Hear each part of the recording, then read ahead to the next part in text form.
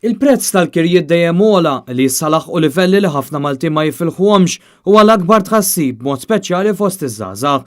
Stħarriċ li sar minn Malta Today juri kif 95.1% tal-Maltin, jiġifieri kważi kull min wieġeb, jiddikjaraw li l-għoli fil-kirjiet hija problema nazzjonali.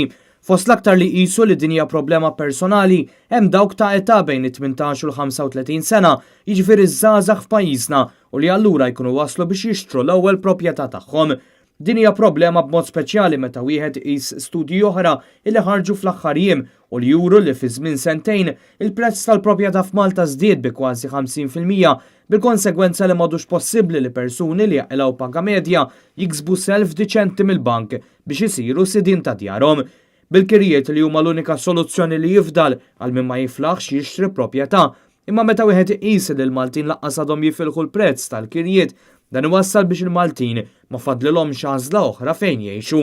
Huwa fatt magħruf minn statistika Ewropea li pajjiżna għandu fost l-ogħla età medja ta' żgħażagħ li jibqgħu jgħixu mal-ġenituri l-aktar fit-tul. S'issa l-Gvern Soċjalista għadu ma sab soluzzjoni għal din il-problema b'white paper maħruġa 6 xhur ilu li ma materjalizzatx fl-ebda liġi.